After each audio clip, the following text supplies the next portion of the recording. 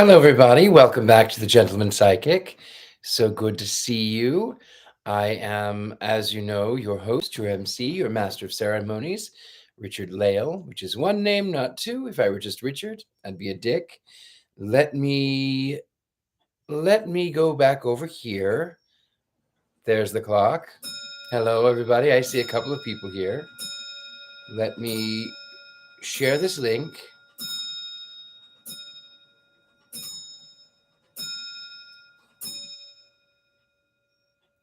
I don't know why I can never find. Hello, Lucifer's girl. Hello, Amy. I don't know why I can never find my videos, and it takes me just a little while to find where I am, so I can actually share it. Let me see your videos. Um, is that it? No, that's from 6 days ago. How can I find out where I am? Oh, here we go. Your channel. Haha, says I'm live. Okay. Share that one. Copy the link. We'll go over to the Book of Faces on the medias of social. My week has been great. Good to see you. I hope you've had a good week. Hello, Michael from Kentucky again. Good to see you. Lovely to have you here.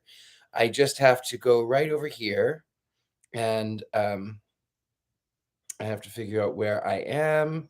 I have to share this. Comment here and paste. And then we go back over here and we have to say live on this one. Paste there. Join me now. And then I have to go over to this other page. Good evening, John Maxwell. A pleasure to see you too. Let me just put this here. Story time.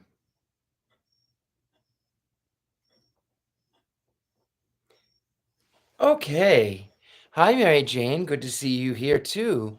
I am eternally thankful that you spend your Friday evening with me or Monday morning for those of you who are watching in the future. It is so lovely to have you here. I am profoundly honored that you choose to be here.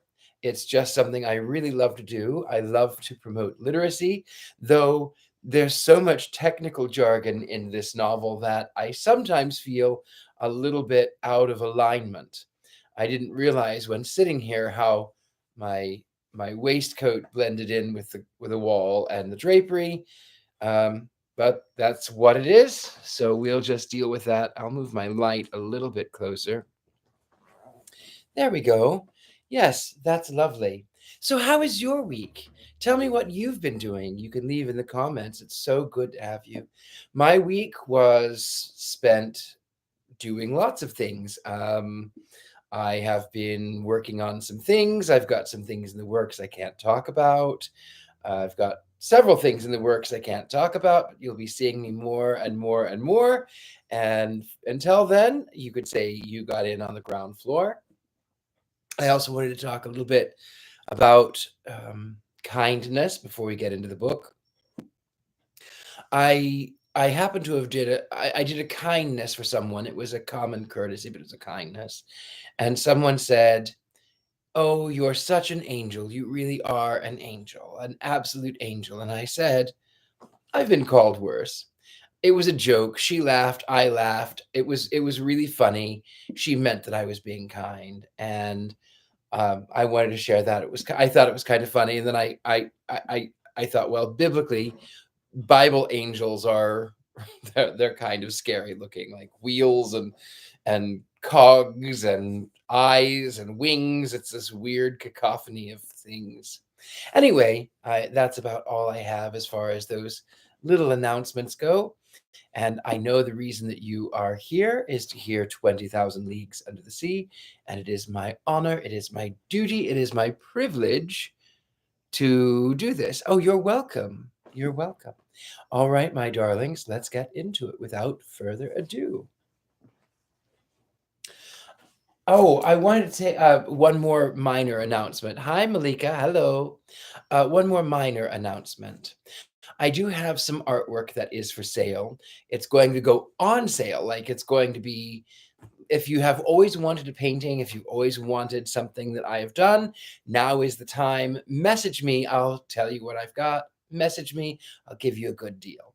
And sometimes well, that's about all well, that's all we'll say. Anyway, without further ado, my loves, chapter 13, the iceberg. The Nautilus was steadily pursuing its southerly course, following the 50th meridian with considerable speed. Did he wish to reach the pole?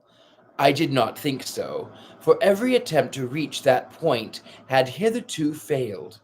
Again, the season was far advanced, for in the Antarctic regions, the 13th of March corresponds with the 13th of September of the northern regions, which begins at the equinoctial season. On the 14th of March, I saw floating ice in latitude 55 degrees, merely pale bits of debris from 20 to 25 feet long, forming banks over which the sea curled. The Nautilus remained on the surface of the ocean. Ned Land, who had fished in the Arctic seas, was familiar with its icebergs, but Council and I admired them for the first time. In the atmosphere toward the southern horizon stretched a white, dazzling band. English whalers had given it the name of ice blink. However thick the clouds may be, it is always visible and announces the presence of the ice pack or bank. Accordingly, larger blocks soon appeared whose brilliancy changed with the caprices of fog. Some of these masses showed green veins, as if long undulating lines had been traced with sulfate of copper. Others resembled enormous amethysts, with a light shining through them. Some reflected the light of day upon 1,000 crystal faucets. Others, abated with vivid calcareous reflections, resembled a perfect town of marble. The more we neared the south, the more these floating islands increased both in number and in importance. The 6th degree of latitude, every pass, has disappeared, but seeking carefully, Captain Nemo soon found a narrow opening through which he boldly slipped, knowing, however, that it would close behind him. Thus guided by this clever hand, the Nautilus passed through all the ice with a precision which quite charmed Council. Icebergs or mountains, ice fields or smooth plains, seeming to have no limits, drift ice or floating ice packs, or plains broken up, called pallacs when they are circular, and streams when they are made up of long strips. The temperature was very low. The thermometer exposed to be the air marked 2 or 3 degrees below zero, but we were warmly clad with fur at the expense of the sea bear and seal. The interior of the Nautilus, warmed regularly by its electric apparatus, defied the most intense cold. Besides, it would only have been necessary to go some yards beneath the waves to find a more bearable temperature.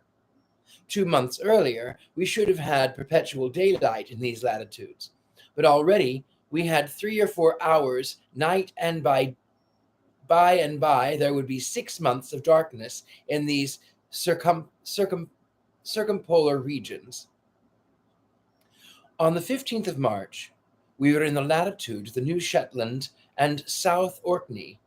The captain told me that formerly numerous tribes of seals inhabited them, but that English and American whalers, in their rage for destruction, massacred both old and young. Thus, where there was once life, an animal animation there had left silence and death. About 8 o'clock on the morning of the 16th of March, the Nautilus, following the 55th meridian, cut the Antarctic polar circle. Ice surrounded us on all sides and closed the horizon. But Captain Nemo went from one opening to another, still going higher. I cannot express my astonishment at the beauties of these new regions. The ice took most surprising forms. Here, the grouping formed an oriental town with innumerable mosques and minarets. There a fallen city, thrown to the earth, as it were by some convulsion of nature. The whole aspect was constantly changed by the oblique rays of the sun, or lost in the grayish fog amid the hurricanes of snow. Detonations and falls were heard on the sides, great overthrows of icebergs which altered the whole landscape like a diorama. Often seeing no exit, I thought we were definitely prisoners. But instinct guiding him at the slightest indication, Captain Nemo would discover a new pass. He was never mistaken when he saw the thin threads of bluish water trickling along the ice into the midst of these Antarctic seas before. On the 16th of March, however, the ice fields absolutely blocked our road. It was not the iceberg itself as yet, but vast fields cemented by the cold. But this obstacle could not stop Captain Nemo. He hurled himself against it with frightful violence. The Nautilus entered the brittle mass like a wedge and split it with frightful crackings. It was the battering ram of ancients hurled by infinite strength. The ice, thrown high into the air, fell like hail around us. But its own power of impulsion, our apparatus made a canal for itself. Sometimes carried away by its own impetus, it lodged on the ice field, crushing it with weight, and sometimes buried beneath it, dividing it by the simple pitching movement, producing large rents in it.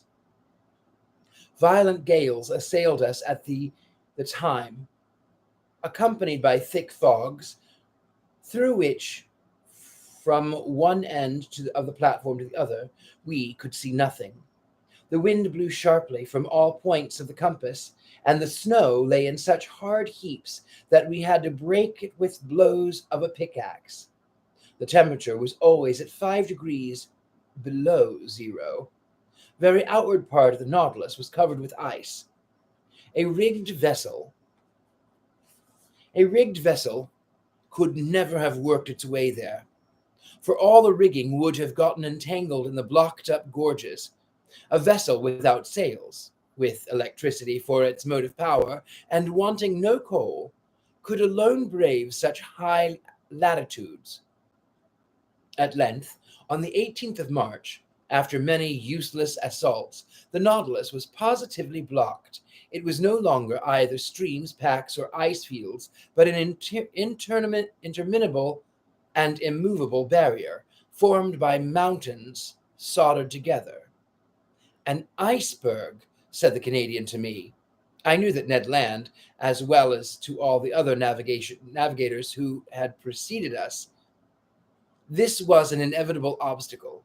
The sun appearing for an instant at noon, Captain Nemo took the observation as near as possible, which gave our situation at 51 degrees 30 south longitude, 67, 39 south latitude. We had advanced 1 degree more in the Antarctic region. Of the liquid surface of the sea there was no longer a glimpse. Under the spur of the Nautilus lay stretched a vast plain entangled with confused blocks. Here and there, sharp points and slender needles rising to a height of 200 feet. Further on a steep shore, hewn as it were with an axe and clothed with grayish tints, huge mirrors reflecting a few rays of sunshine, half drowned in the fog. And over this desolate face of nature, a stern silence reigned, scarcely broken by the flapping of the wings of petrels and puffins. Everything was frozen, even the noise. The Nautilus was then obliged to stop in its adventurous course amid these fields of ice. In spite of our efforts, in spite of the powerful means employed to break up the ice, the Nautilus remained immovable. Generally, when we can proceed no further, we have return still open to us. But here, return was impossible as advance, for every pass had closed behind us, and for the few moments when we were stationary, we were likely to be entirely blocked, which did indeed happen about 2 o'clock in the afternoon. The fresh ice forming around its sides with astonishing rapidity. I was obliged to admit that Captain Nemo was more than imprudent. I was on the platform at that moment. The captain had been observing our situation for some time past when he said to me, "Well, sir, what do you think of this?" "I think that we are caught, Captain." "So, Monsieur Arnaud, you really think that the Nautilus cannot disengage itself?" "With difficulty, Captain, for the season is already too far advanced for you to reckon on the breaking up of the ice." "Ah, sir," said Captain Nemo in an ironical tone, "you will always be the same. You see nothing but difficulties and obstacles. I affirm that not only can the Nautilus disengage itself, but also that it can go further still." "Further to the south?" I asked, looking at the captain. "Yes, sir. It shall go to the pole." "To the pole!" I exclaimed, unable to repress a gesture of incredulity. "Yes," replied the captain coldly. "To the Antarctic pole, to that unknown point from whence springs every meridian of the globe. You know whether I can do as I please with the Nautilus." Yes, I knew that. I knew that this man was bold, even to rashness, but to conquer those obstacles which bristled round the South Pole, rendering it more inaccessible than the North, which had not been reached by the boldest navigators? Was it not a mad enterprise, one which only a maniac would have conceived? If then came into my head to ask Captain Nemo if he had ever discovered that pole which had never yet been trodden by human creature, "No, sir," he replied, "but he will discover it, but we will discover it together. Where others have failed, I will not fail. I have never yet led my Nautilus so far into southern seas, but I repeat, it shall go further yet." "I can well believe you, Captain," said I, in a slightly ironical tone. "I believe you. Let us go ahead. There are no obstacles for us. Let us smash this iceberg. Let us blow it up, and if it resists, let us give the Nautilus wings to fly over it." "Over it, sir," said Captain Nemo quietly. "No, not over it, but under it." "Under it!" I exclaimed, a sudden idea that the captain's projects flashing upon my mind. I understood the wonderful qualities of the Nautilus were going to serve us in this superhuman enterprise. "I see we are beginning to understand one another, sir," said the captain, half smiling. "You begin to see the possibility, I should say the success of this attempt. That which is impossible for an ordinary vessel is easy to the Nautilus. If a continent lies before the pole, it must stop before the continent. But if, on the contrary, the pole is washed by open sea, it will go even to the pole." "Certainly," said I, carried away by the captain's reasoning. "If the surface of the sea is solidified by the ice, the lower depths are free by the providential law which has placed the maximum of density of the waters of the ocean 1 degree higher than freezing point, and, if I am not mistaken, the portion of this iceberg which is above the water is 1 to 4 to that which is below." "Very nearly, sir.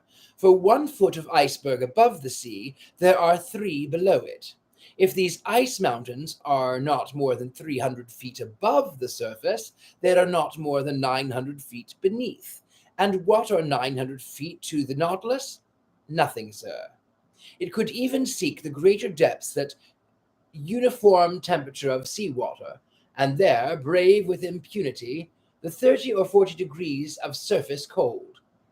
Just so, sir, just so, I replied, getting animated.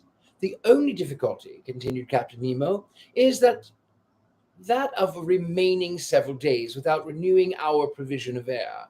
Is that all? The Nautilus has vast reservoirs. We can fill them, and they will supply us with the oxygen we want. Well, well thought of, Mr. Arnaud, replied the captain, smiling, but not wishing you to accuse me of rashness, I will first give you all my objections. Have you any more to make? Only one. It is possible, if the sea exists at the South Pole, that it may be covered, and consequently we shall be unable to come to the surface.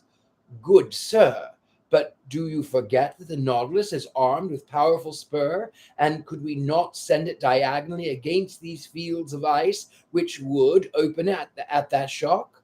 Ah, sir, you are full of ideas today. Besides, Captain, I added enthusiastically, why should we not find the sea open at the South Pole as well as the North?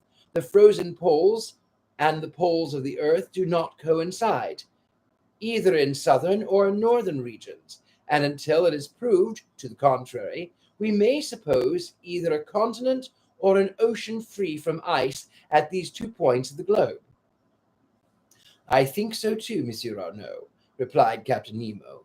I only wish you to observe that, after having made so many objections to my project, you are now crushing me with arguments in its favor. The preparations for this audacious attempt now begun. The powerful pumps of the Nautilus were working air into the reservoirs and storing it at high pressure.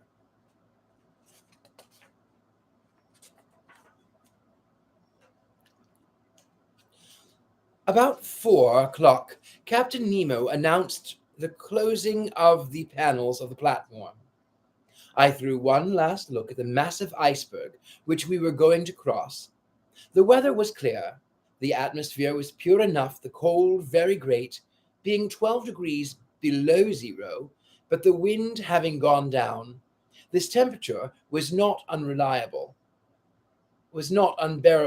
About ten men mounted the sides of the Nautilus, armed with pickaxes, to break the ice around the vessel, which was soon free. The operation was quickly performed, for the fresh ice was still very thin. We all went below.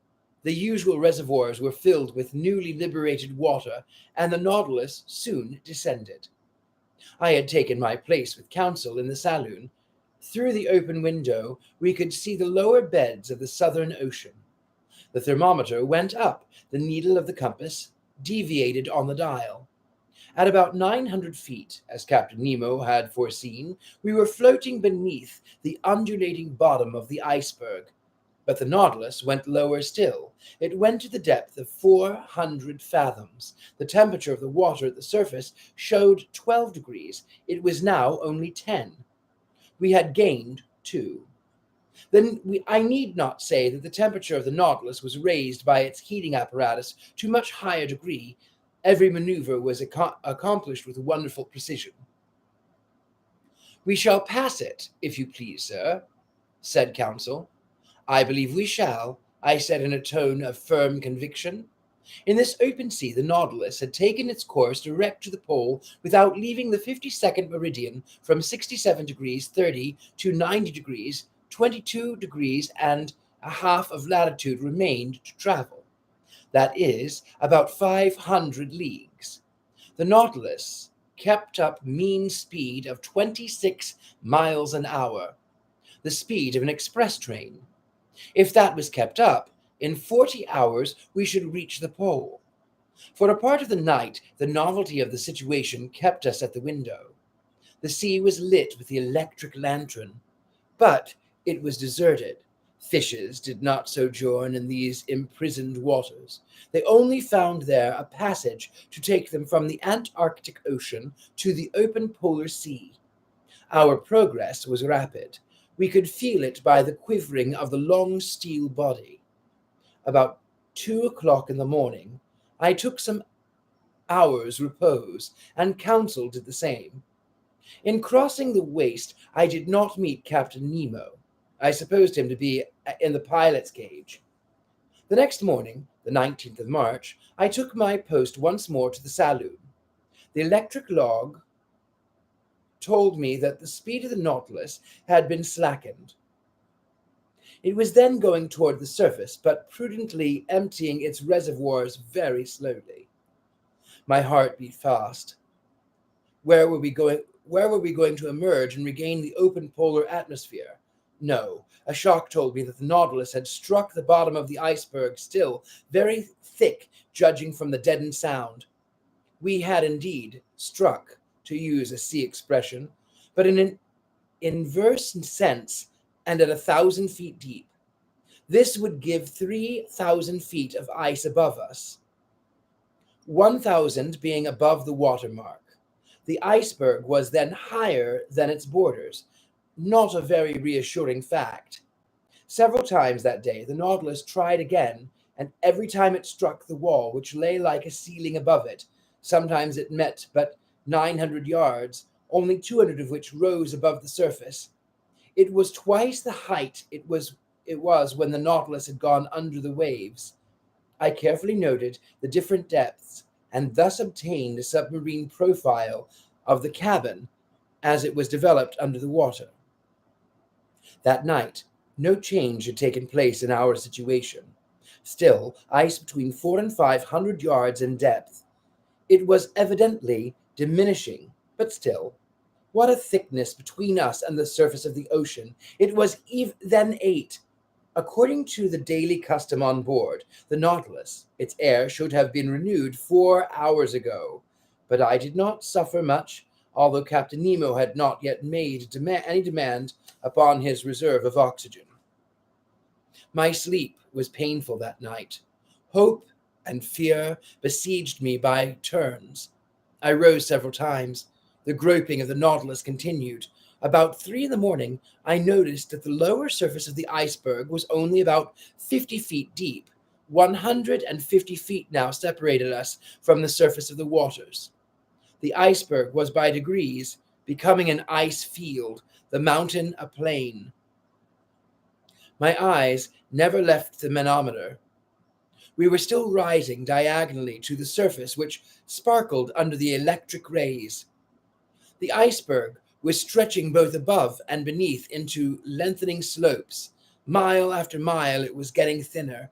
At the length, at 6 in the morning of the memorable day, the 19th of March, the door of the saloon opened, and Captain Nemo appeared. "The sea is open," was all he said. Chapter 14. The South Pole. I rushed on the platform. Yes, the open sea, with but a few scattered pieces of ice and moving icebergs, a long stretch of sea, a world of birds in the air, and myriads of fishes under those waters, which varied from intense blue to olive green, according to the bottom. The thermometer marked 3 degrees centigrade above zero. It was comparatively spring, shut up as we were behind this iceberg whose lengthened mass was dimly seen on our northern horizon. "Are we at the pole?" I asked the captain with a beating heart. "I do not know," he replied. "At noon I will take our bearings." "But will the sun show itself through this fog?" said I, looking at the leaden sky. "However little it shows, it will be enough," replied the captain. About 10 miles south, a solitary island rose to the height of 104 yards. We made for it, but carefully, for the sea might be strewn with banks. 1 hour afterwards, we reached it. 2 hours later, we had made the round of it. It measured 4 or 5 miles in circumference. A narrow canal separated it from a considerable stretch of land, perhaps a continent, for we could not see the limits. The existence of this land seemed to give some color to Maury's hypothesis. the ingenious American has remarked that between the South Pole and the 60th parallel, the sea is covered with floating ice of enormous size, which is never met with the northern Atlantic. From this fact, he has drawn the conclusion that the Antarctic Circle encloses considerable continents, as icebergs cannot form in open sea, but only on the coasts. According to these calculations, the mass of the ice surrounding the southern pole forms a vast cap, the circumference of which must be at least 2,500 miles, but the Nautilus, for fear of running aground, had stopped about 3 cables' length from a strand over which reared a superb heap of rocks. The boat was launched. The captain, 2 of his men, bearing instruments, Council, and myself were in it. It was 10 in the morning. I had not seen Ned Land. Doubtless, the Canadian did not wish to admit the presence of the South Pole. A few strokes of the oar brought us to the sand where we ran ashore. Council was going to jump on the land when I held him back. "Sir," said I to Captain Nemo, "to you belongs the honor of the first setting foot on this land." "Yes, sir," said the captain, "and if I do not hesitate to tread this South Pole, it is because up to this time no human being has left a trace there." Saying this, he jumped lightly on the sand. His heart beat with emotion. He climbed a rock, sloping to a little promontory, and there, with his arms crossed, mute and motionless, and with an eager look, he seemed to take possession of these southern regions. After 5 minutes passed in this ecstasy, he turned to us.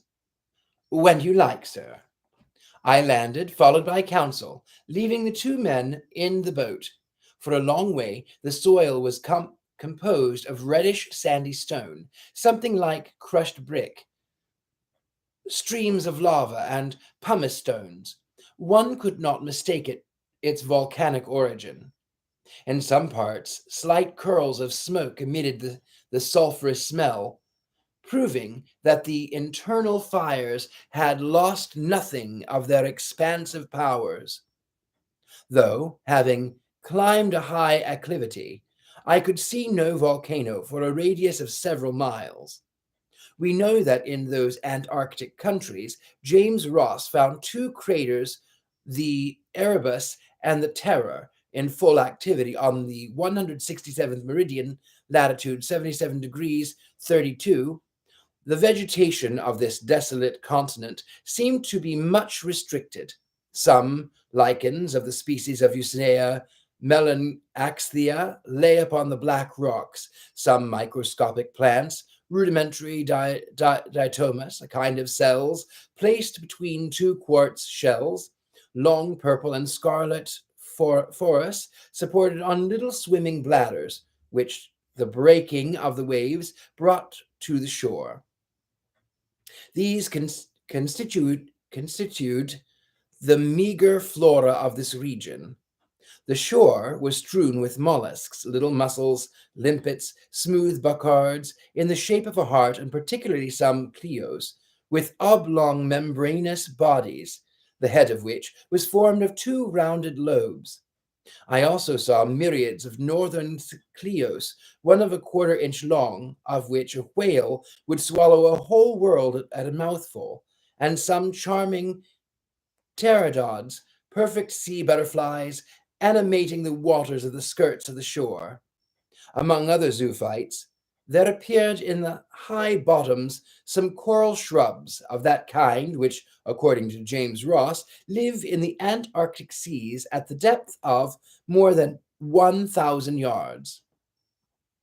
Then there are little kingfishers belonging to the species of Prochlorella plagacea, as well as a large number of asterids, peculiar to these climates, and starfish studding the soil. But where life abounded most was in the air. There thousands of birds fluttered and flew, all of the kinds deafening us with their cries. Others crowded the rocks, looking at us as we passed by without fear, and pressing familiarly close by our feet. There were penguins so agile in the water that they have been taken for rapid bonitos.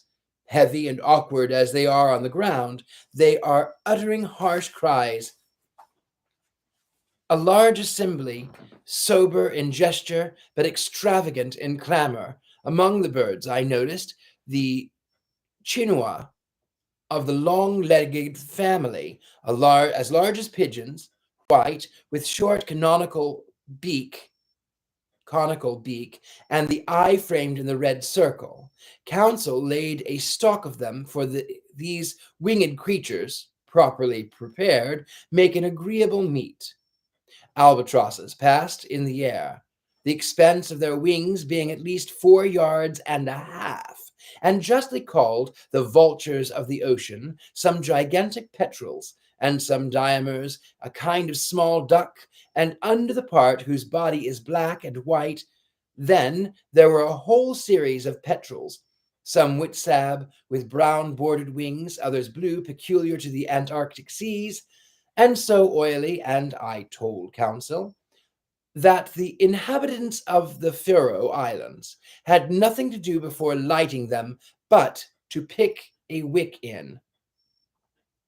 A little more, said Council, and they would be perfect lamps. After that, we cannot expect nature to have previously furnished them with wicks. About half a mile further on, the soil was riddled with rough nests, a sort of laying ground, out of which many birds were issuing. Captain Nemo had some hundreds hunted. They uttered a cry like the braying of an ass, were about the size of a goose, slate color on the body, white beneath, with yellow line around their throats. They allowed themselves to be killed with a stone, never trying to escape. But the fog did not lift, and at 11 the coon had not yet shown itself. Its absence made I'm sorry. The sun, it's got a bad print. The sun had not yet shown itself.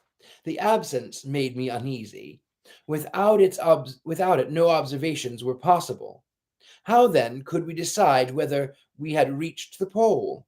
When I rejoined Captain Nemo, I found him leaning on a piece of rock, silently watching the sky.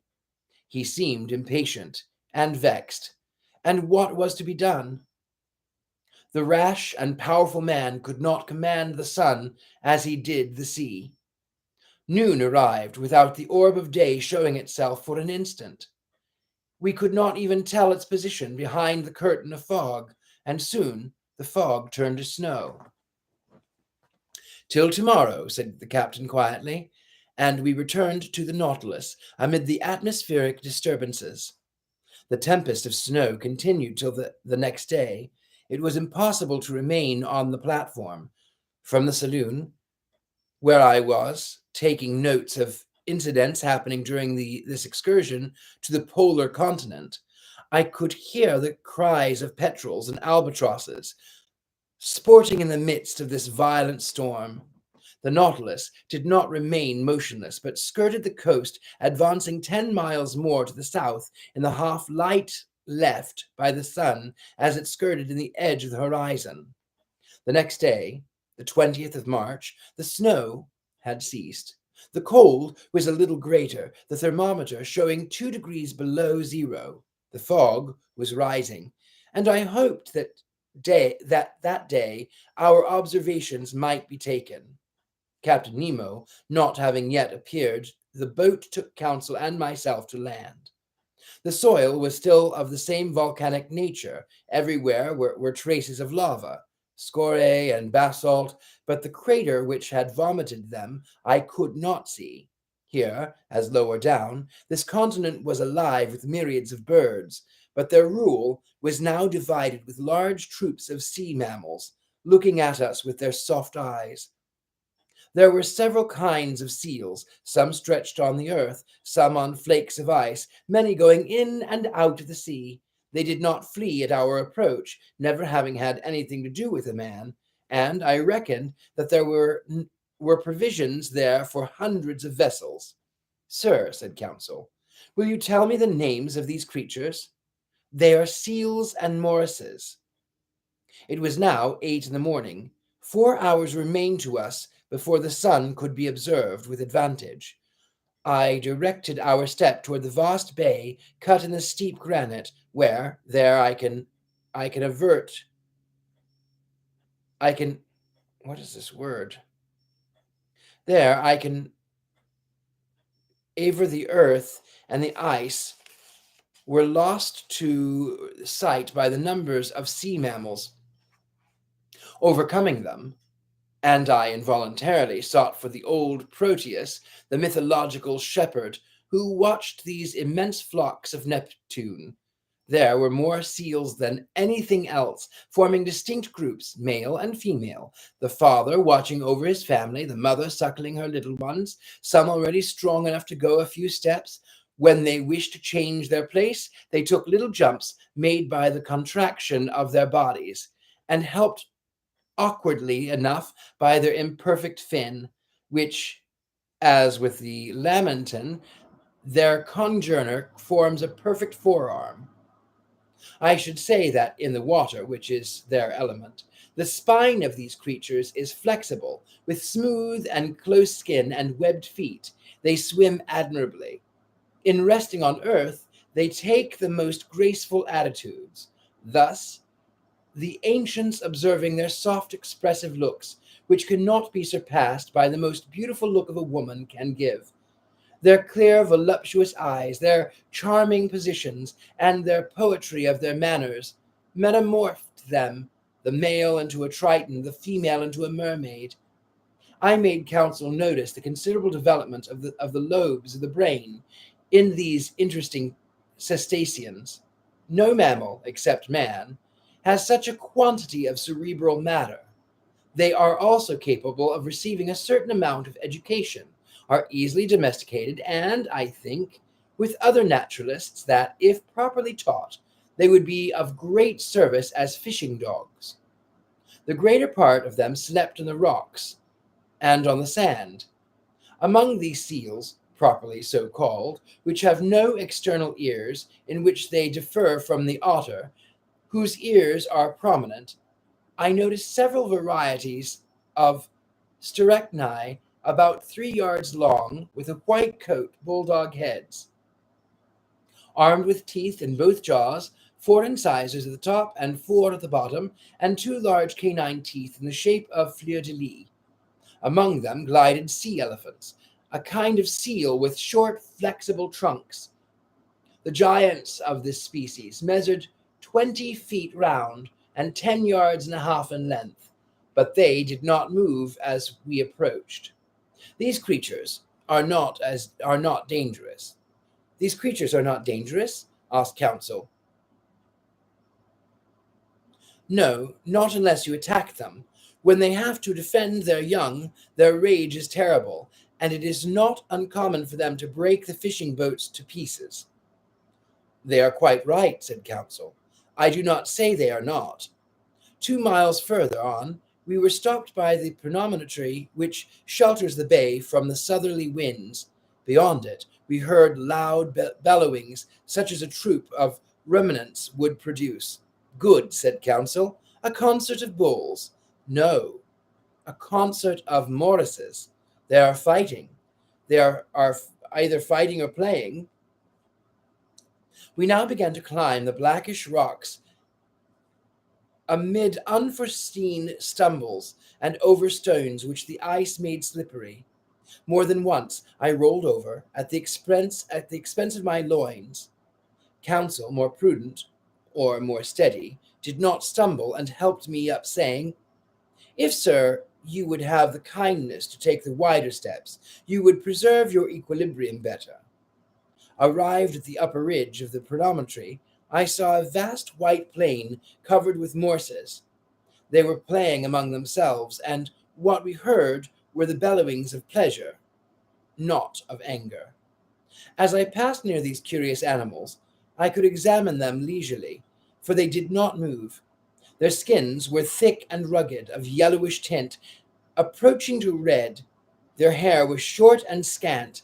Some of them were 4 yards and a quarter long. quieter and less timid than their congeners of the north, they did not, like them, place sentinels round the outskirts of the encampment. After examining this city of Morses, I began to think of returning.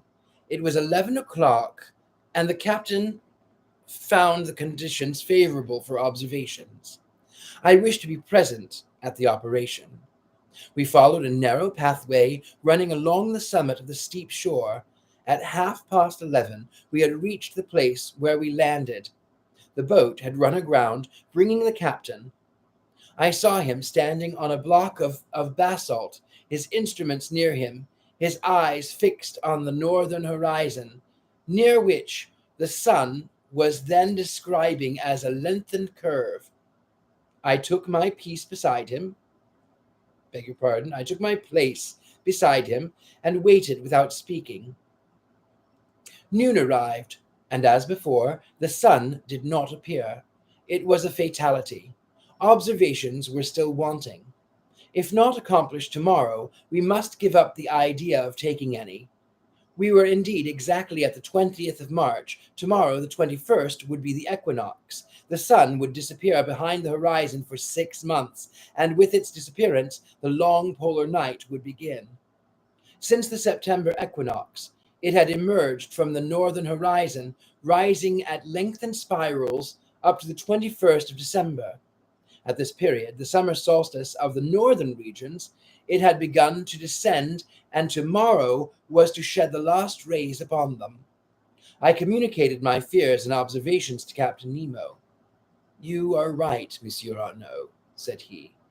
"If tomorrow I cannot take the altitude of the sun, I shall not be able to do it for 6 months. But precisely because chance has led me into these seas on the 21st of March, my bearings will be easy to take. If at 12 we can see the sun." Why, Captain?"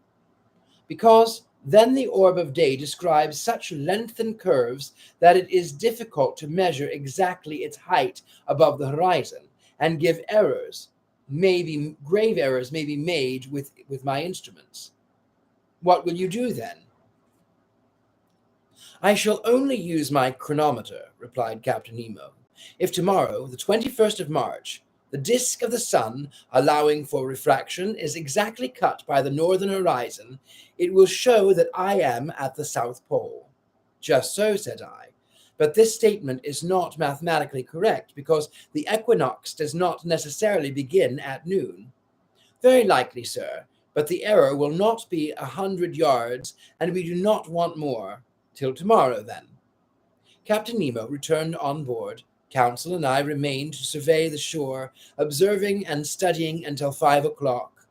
Then I went to bed, not, however, without invoking, like the Indian, the favor of the radiant orb. The next day, the 21st of March, at 5 in the morning, I mounted the platform. I found Captain Nemo there. "The weather is lightening a little," said he. "I have some hope. After breakfast, we will go to the shore and choose a post for observation." That point settled, I sought Ned Land. I wanted to take him with me, but the obstinate Canadian refused, and I saw that his taciturnity and his bad humor grew day by day. After all, I was not sorry for his obstinacy under the circumstances. Indeed, there were too many seals on the shore, and we ought not to lay such temptation to his unreflecting fisherman's way. Breakfast over, we went on shore. The Nautilus had gone some miles further up in the night. It was a whole league from the coast, above which reared a sharp peak about 500 yards high. The boat took with me Captain Nemo, 2 men of the crew, and the instruments, which consisted of the chronometer, a telescope, and a barometer. While crossing, I saw numerous whales belonging to the 3 kinds peculiar to the southern seas: the whale, or English, right whale, which has no dorsal fin; the humpback, or the balantropion, which with 3 of chest and large Whitsun fins, which, in spite of its name, do not form wings, and the fin back of the yellowish-brown, the liveliest of all of the Cetacea. These powerful creatures is heard a long way off, when the throes of a great height of columns of air and vapor, which look like whirlwinds of smoke. These different mammals were disporting themselves in the troops in the quiet waters, and I could see that this basin and the Antarctic pole served as a place of refuge of the Cetacea too closely tracked by hunters. I also noticed long whitish lines of salp, a kind of gregarious mollusk, and large medusae floating between the reeds. At 9, we landed. The sky was brightening, the clouds were flying to the south, and the fog seemed to be leaving the cold surface of the waters. Captain Nemo went toward the peak, which he doubtless meant to be his observatory. It was a painful ascent over the sharp lava and the pumice stones, in an atmosphere often impregnated with sulphurous smell from the smoking cracks. For a man unaccustomed to walk on land, the captain climbed the steep slopes with an agility I never saw equaled, and which a hunter would have envied. We were 2 hours getting to the summit of this peak, which was half porphyry and half basalt. From thence we looked upon the vast sea, which toward the north distinctly traced the boundary line upon the sky. At our feet lay fields of dazzling whitedness. Over our heads a pale azure, free from fog. To the north, the disk of the sun seemed like a ball of fire already horned by the cutting of the horizon. From the bosom of the water rose sheaves of liquid jets by hundreds. In the distance lay the Nautilus, like a cetacean asleep in the water.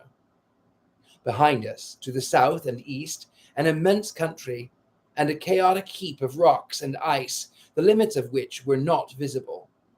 On arriving at the summit, Captain Nemo carefully took the mean height of the barometer, for he would have to consider that in taking his observations. At 11:45, the sun, then seen only by the refraction, looked like a golden disk shedding its last rays upon this deserted continent, and the seas which never man had yet ploughed. Captain Nemo, furnished with lenticular glasses, which by means of mirror corrected the refraction, watched the orb sinking below the horizon by degrees, following a lengthened diagonal. I held the chronometer. My heart beat fast. If the disappearance of the half disk of the sun coincided with 12 o'clock on the chronometer, we were at the pole itself. 12, I exclaimed. "Ha, the South Pole," replied Captain Nemo in a grave voice, handing me a glass, which showed the orb cut exactly equal parts by the horizon. I looked at last, the crowning the peak, and the shadows mounting by degrees up its slopes, and at that moment Captain Nemo, resting with his hand on my shoulder, said, "I, Captain Nemo, on this 21st day of March, 1868, have reached the South Pole on the 19th degree, and I take possession of this part of the globe equal to 1/6 of the known continents." "In whose name, Captain?" "In my own, sir." Saying which, Captain Nemo unfurled a black banner bearing an N, in gold quartered of its bunting. Then turning toward the orb of the day, whose last rays lapped the horizon of the sea, he exclaimed, "Adieu, sun! Disappear, thou radiant orb, rest beneath this open sea, and let a night of 6 months spread its shadows over my new domain." Let's see. Oh, the next one is a short one. We'll go on. Chapter 15, Accident or Incident.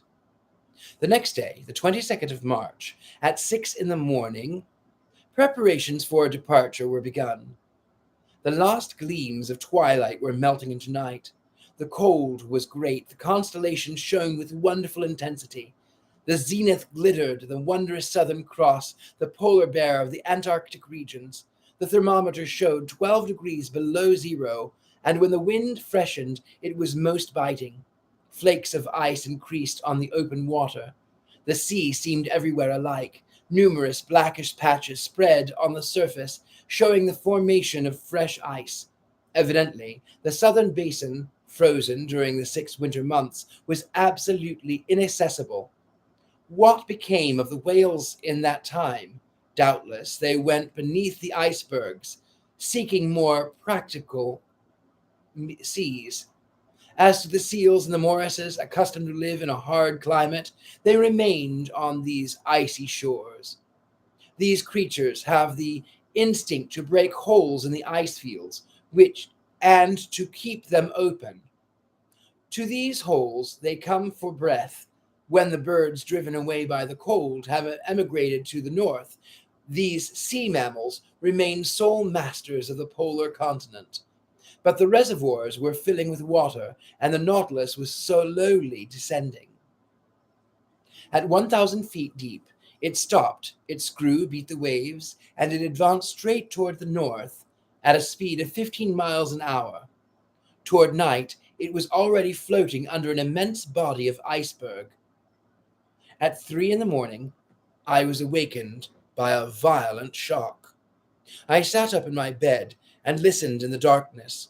When I was thrown into the middle of the room, the Nautilus, after having struck, had rebounded violently.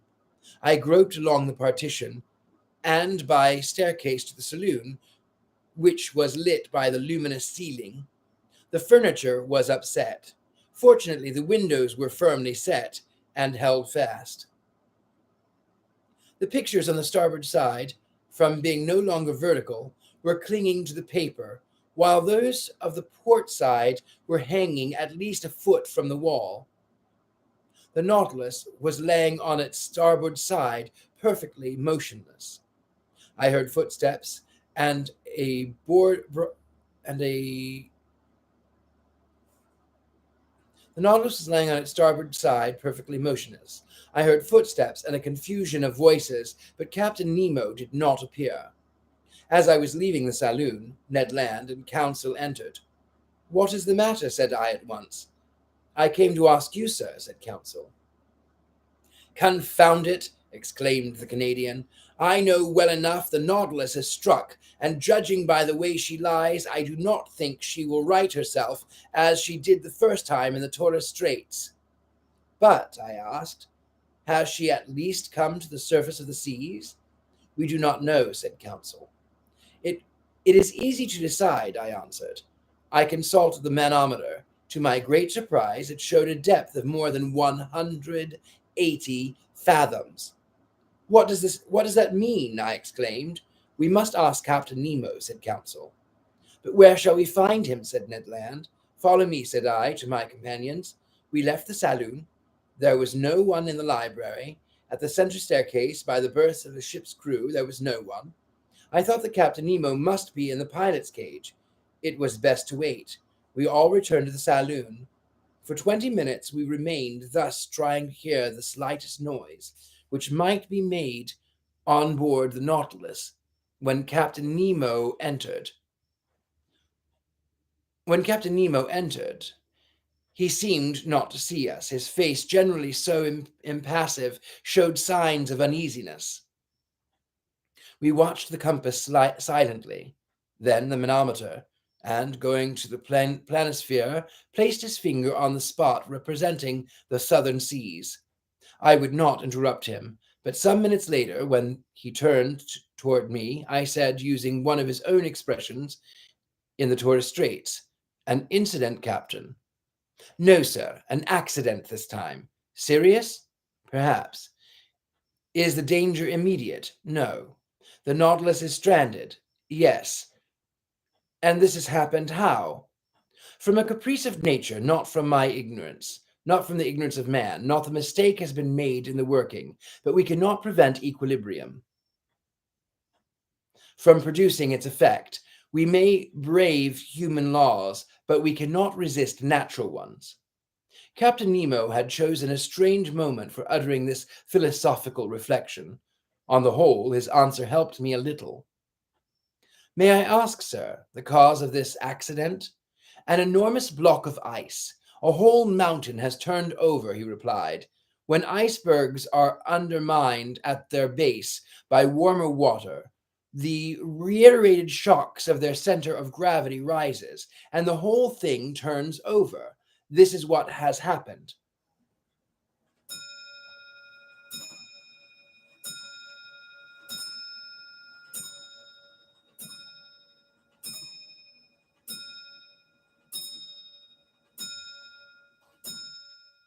One of these blocks, as it fell, struck the Nautilus, then, gliding under its hull, raised it with irresistible force, bringing it into beds which are not so thick, where it is lying on its side.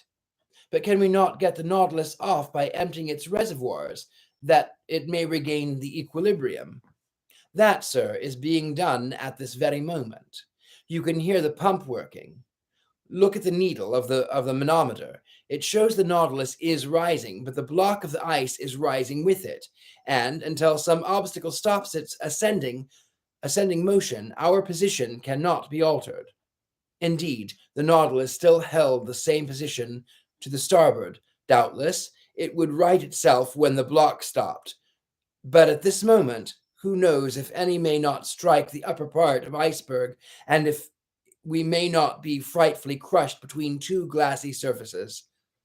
I reflected on the consequences of our position. Captain Nemo never took his eye off the manometer. Since the fall of the iceberg, the Nautilus had risen about 150 feet, but it still made the same angle with perpendicular. Suddenly, a slight movement was felt in the hold. Evidently, it was a righting a little. Things hanging in the saloon were sensibly returning to their normal position. The partitions were nearing the upright. No one spoke. With beating hearts, we watched and felt the straightening. The boards became horizontal under our feet. 10 minutes passed. "At last we have righted," I exclaimed. "Yes," said Captain Nemo, going to the door of the saloon. "But are we floating?" I asked. "Certainly," he replied, "since the reservoirs are not empty, and when empty the Nautilus must rise to the surface of the sea. We were in the open sea, but at the distance of about 10 yards on either side of the Nautilus rose a dazzling wall of ice. Above and beneath the same wall, above because the lower surface of the iceberg stretched over us like an immense ceiling, beneath became the overturned block, having slid by degree, had found the resting place on the lateral walls, which kept it in that position. The Nautilus was really imprisoned in the perfect tunnel of ice, more than 20 yards in breadth, filled with quiet water. It was easy to get out of it by either going forward or backward, and then make a free passage under the iceberg, some hundreds of yards deeper. The luminous ceiling had been extinguished, but the saloon was still resplendent with intense light. It was the powerful reflection from the glass partition sent violently back to the sheets of the lantern. I cannot describe the effect of the voladic rays upon the great blocks so capriciously cut upon every angle. Every ridge, every faucet was thrown a different light according to the nature of the veins running through the ice, a dazzling mine of gems, particularly of sapphires, their blue rays crossing with the green of the emerald. Here and there were opal and shades of wonderful softness running through bright spots like diamonds of fire, the brilliancy of which the eye could not bear. The power of the lantern seemed increased 100-fold, like a lamp through a lenticular plates of the first-class lighthouse. "How beautiful! How beautiful!" cried Counsel. "Yes," I said, "it is a wonderful sight, is it not, Ned?" "Yes, confound it! Yes," answered Ned Land. "It is superb. I am mad at being obliged to admit it. No one has ever seen anything like it, but the sight may cost us dear. And if I must say all, I think we are seeing here things which God never intended man to see. Ned was right. It was beautiful. Suddenly, a cry from council made me turn. What is it? I asked. Shut your eyes, sir. Do not look, sir. Saying which, council clasped his hands over his eyes. But what is the matter, my boy? I am dazzled. I am blinded. My eyes turned involuntarily toward the glass, but I could not stand the fire which seemed to devour them. I understood what had happened. The Nautilus had put on full speed. The quiet luster of the ice walls was all at once changed into flashes of lightning. The fire from these myriads of diamonds was blinding. It required some time to calm our troubled looks. At last, the hands were taken down. Faith, I should never have believed it, said counsel. It was then 5 in the morning, and at that moment a shock was felt in the bows of the Nautilus. I knew that its spur had struck a block of ice. It must have been a false maneuver, for this submarine tunnel obstructed by blocks was not very easy navigation. I thought that Captain Nemo, by changing his course, would either turn these obstacles or else follow the windings of the tunnel. In any case, the road before us could not be entirely blocked. But, contrary to my expectation, the Nautilus took a decided retrograde motion. We are going backward, said counsel. Yes, I replied. This end of the tunnel can have no egress. And then? Then, said I, the working is easy. We must go back again and go out the southern opening. That is all.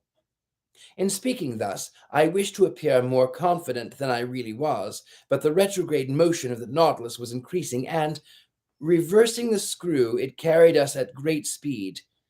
It will be a hindrance, said Ned.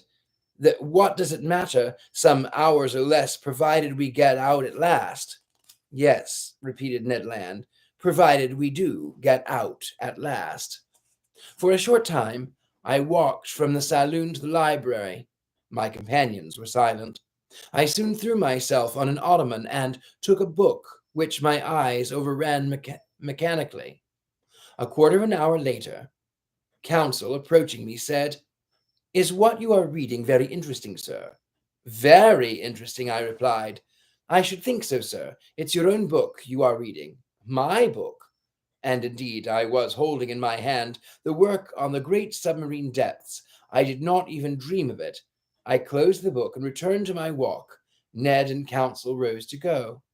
Stay here, my friends, said I, detaining them. Let us remain together until we are out of this block. As you please, sir, counsel replied. Some hours passed. I often looked at the instruments hanging from the partition. The manometer showed the Nautilus kept at a constant depth of more than 300 yards. The compass still pointed to the south. The log indicated a speed of 20 miles an hour, which, in such a cramped space, was very great. But Captain Nemo knew that he could not hasten too much, and that minutes were worth ages to us. At 25 minutes past 8, a second shock took place, this time from behind. I turned pale. My companions were close by my side. I seized counsel's hand. Our looks expressed our feelings, better than words. At this moment, the captain entered the saloon. I went up to him. Our course is barrel southward, I asked. Yes, sir. The Iceberg has shifted and closed every outlet. We are blocked up, then? Yes. And that is where we end for the evening. Look at that. We are coming so close. And I have other good books. My dear friend Mary Jane had sent me one, and I'm excited to read it to you. It's children's. Let's see what we have here.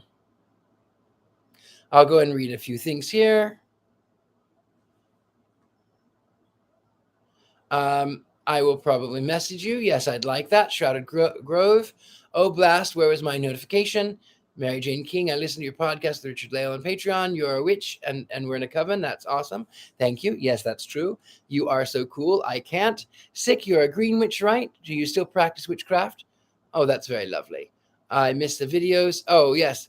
I miss the videos Richard-Lael does with the puppets. The devil and awesome day. RLL is a great entertainer and an educator and makes me laugh. So about that, I will be returning to doing my videos with my fellows. They're up in my chamber. It's going to be probably in October, November. This year has been crazy on me. So I will be returning to those because I love them. Lucifer's Girl says, Shrouded Grove, I'm absolutely agree with you. I like those dolls too. Maybe Richard-Lael will, or gonna, sorry for my bad English, invite them like special guest on this next stream. I can bring them to you next time. I will let you say hello to them because they really need to say hello to you. Maybe you could try to do a very short series about demonology. That's a very good idea. Baal, Abazu, Valek, Ammon. So interesting. Yes, that's a very good idea. I think I will do that. That would be brilliant. Can Richard-Lael communicate with such entities such as demons? I would obviously not want him to, as that could be dangerous, but I would like to know if he's ever had a scary experience like that. I have had scary experiences like that, and that is for another video for another day. Great idea about the demonology. I tried to find information on Wikipedia about demons, but sounds so dry there. Thank you for reading to us. Shrouded Grove. Let's see. Okay, my loves. Yes, so like I said, this coming year, I will get back to my videos as they were. I have had a lot of chaos in this last year. The last 2 years were chaos, but the last one in particular was really chaotic, and it's not entirely over. It's not over yet, but it's an adventure, and everything is going to work out for the better. I feel it. Like I said, I've got several things in the works that I can't talk to you about yet, but there are things in the works. And Elazar Crescent, hello, good evening. I was just at the end of the stream. I just finished reading 20,000 Leagues Under the Sea. Well, not finished reading it. I still have, oh goodness, several more chapters to go. That much more. Anyway, so yes, I will be doing things on Mr. Satan is running great. Great. That's a funny word. He's okay. I was driving him the last couple of days and going pruh, pruh, pruh, pruh, pruh. So I don't know why. It's only when it starts off in low gear. I did practically run out of petrol the other day because the gas gauge doesn't work, and that's fine. I usually know. I go, okay, I went to the city, I came back from the city, I have been going back and forth. Okay, yeah, I need to get gas. So I got gas, but I only put in $40, and I need to fill it back up. So tomorrow that is on the agenda. But Mr. Satan is running fine.